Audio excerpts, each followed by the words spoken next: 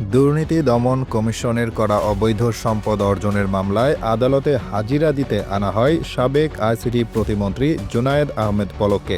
এ সময় পুলিশের প্রিজন ভ্যানে দাঁড়িয়ে অঝোরে কান্না করেন তিনি।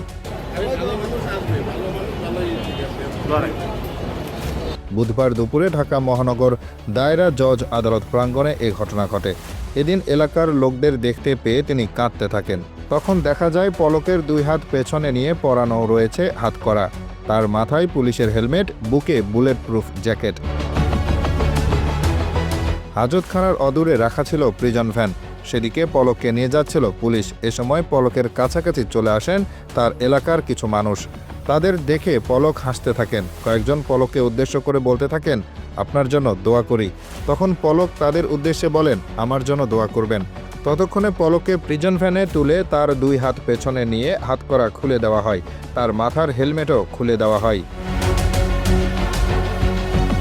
এরপর দেখা যায় প্রিজন ভ্যানের ভেতরে দাঁড়িয়ে পলক তার মাথা উঁচু করে লোকজনের উদ্দেশ্যে বলতে থাকেন, আমার জন্য দোয়া করবেন, সবাই সাবধানে থাকেন। তখন একজন বলেন, কোনো টেনশন করে না ভাই। একথা শোনার পর পলক কাঁদতে শুরু করেন। তখন সেই লোক বলতে থাকেন, পলক ভাই কাইন্দেন না।